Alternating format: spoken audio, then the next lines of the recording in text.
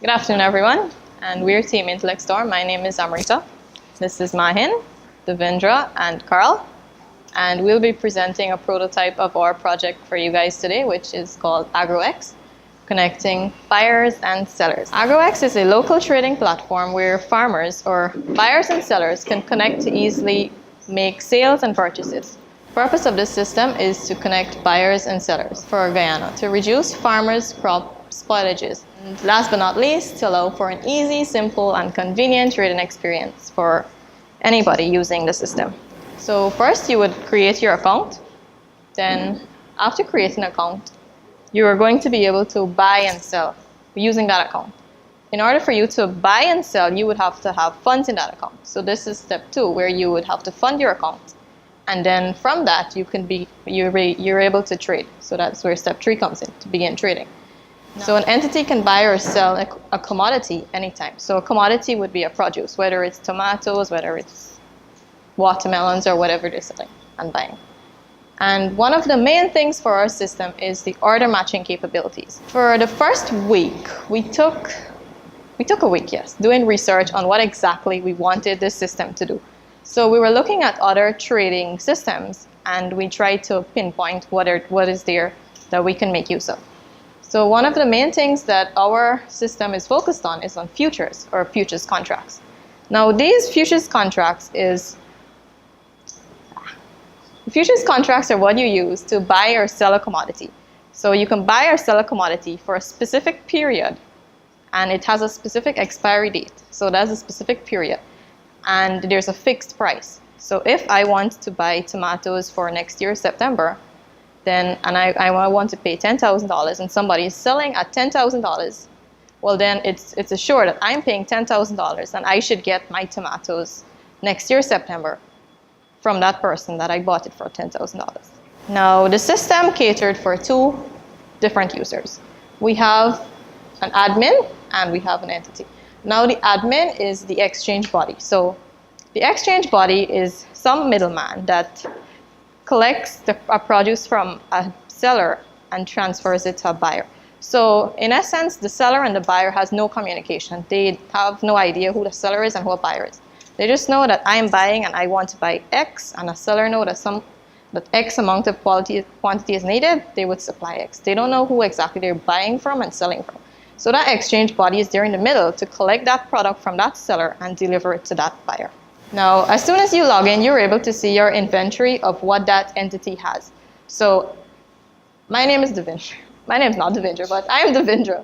And I have 300 pumpkins in my inventory. I have 50 coconuts and watermelons and other stuff there that I can sell. So that is my order inventory. Now I'm going to show you how we do a buy and a sell and whatnot. So go to trade. Yeah. So in order to buy something from this system, you need to have the deposit, the amount of whatever you're buying. So if I want to buy 10,000 oranges and it's $10,000, I should have $10,000 there, or else it would be rejected. Well, I wouldn't be able to place that order. So let us run through how a buy works. Quantity name, anything. So you select the name of what you want to buy, and the commodity name is all of the commodities in that exchange. So these are all items already in the system. It wouldn't cater for anything outside of the scope of what is not there. So let's say I want 20 commodity and 20 grapes. Now the commodity period, well, for the futures contracts that I mentioned, every commodity would have a commodity period. So let's say there's grape expiring for August 26th, there's grape expiring for September 21 and March 15, 2019. The person can buy for that period that they want to, based on how it is.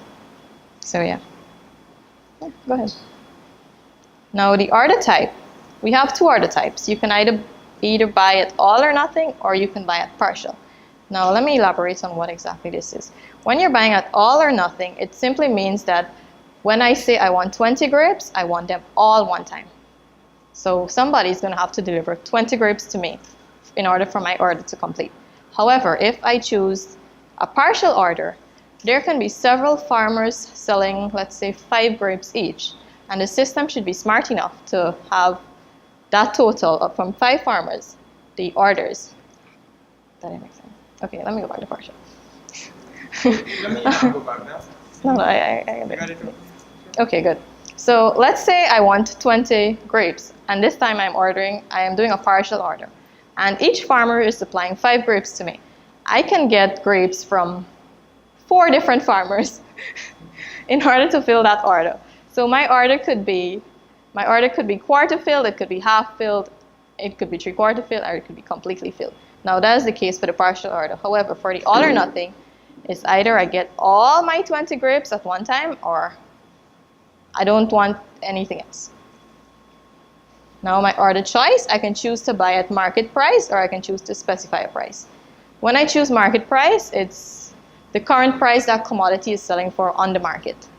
So you don't specify a price there. However, if you specify a price, you can say what price you want or what price limit you want. So if I say $20, and the system is going to cater for every order $20 and less. So if I say $20 as my limit, it's going to give me the price limit is $20. So every order that is below 20 orders could fill my order. Anything below that $20 can fill my order. So this is where you see your orders. So you can see all of your active orders. It what? Okay, you can see all your active orders. I just placed this order. You could cancel it. But it's active because there is nobody selling 20 grapes at this point in time for me. Now, let's go to the sell. Okay. So that was buying. That was for the buying. Now, in order to sell, you can go to your inventory and you're able to sell from whatever we have in the inventory. But the process is the same thing. You either sell with a quantity, an all or nothing, and you specify market price or whatnot. So I wouldn't want to go through back that thing. And we can also open a contract. Now, to open a contract, an entity must have at least some amount in his deposit. So what we decided was that they should have at least half of the amount. So if they would like to open a contract for 50 oranges at, let's say, $10,000, they should have at least $5,000 in their account in order for that contract to be open. Now, when they open a contract, they just put it out there on the market. So a user can say whether they want to buy that contract, but the entity would have to sell that contract. So opening the contract doesn't mean that you're selling the contract. Opening the contract means you're initially just putting it out there. So you would see that in my inventories as well. And then from that, I can be able to sell it.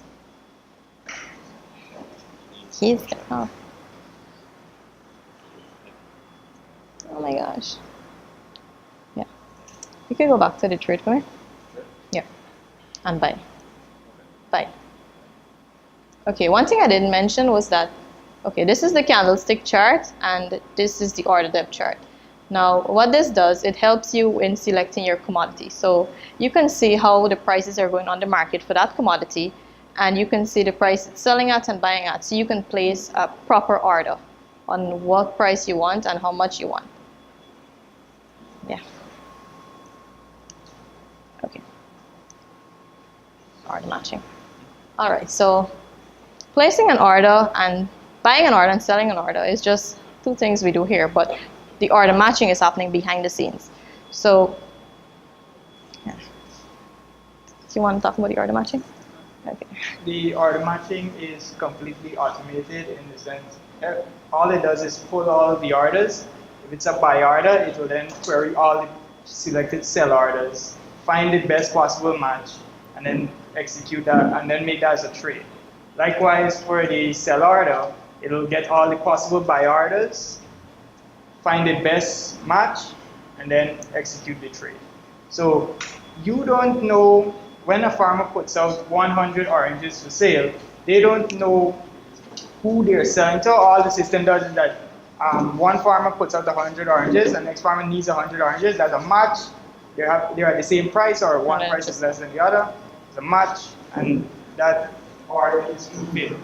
So you're not wasting time thinking, okay, should I take from this person?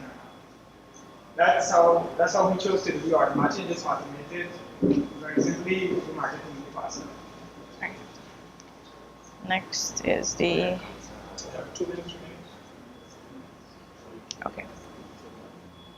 Okay, wait. Yeah, you can just go in the next tab with the admin. You didn't have the next tab open? Okay.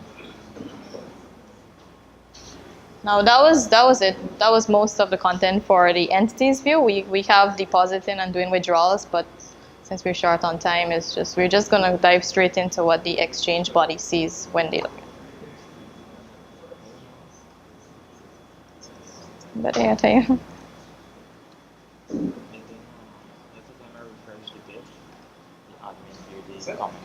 The admin beauty coming up. Okay. Okay, so the admin is the exchange body. The exchange body is able to see what commodity is there. They are able to add new commodities to the market, and they're able to change the increments and the fees for the commodities. Now, they can add a commodity, they can add a category for their commodity. So that's just basically putting more commodities on the market.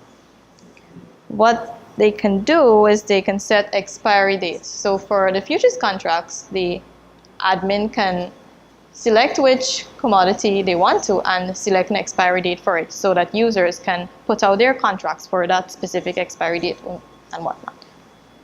Also, the admin can add staff to the exchange body. So if I want to add more staff to my list of people here, I can add a new staff. And I can also remove privileges for a staff, and I can re-add that privilege back. Okay. So since the exchange is doing this buying and selling, there needs to be a way to keep track of the orders, where the orders is coming from and where the orders is going to. So we have the orders. Good. So the orders to receive are what are you getting, what the exchange body is getting from the seller. So they would need that contact information and the quantity and whatever they need from the buyer and the seller in order to conduct that transaction. That's up there. Yes, and that's most of it. Thank you. After that.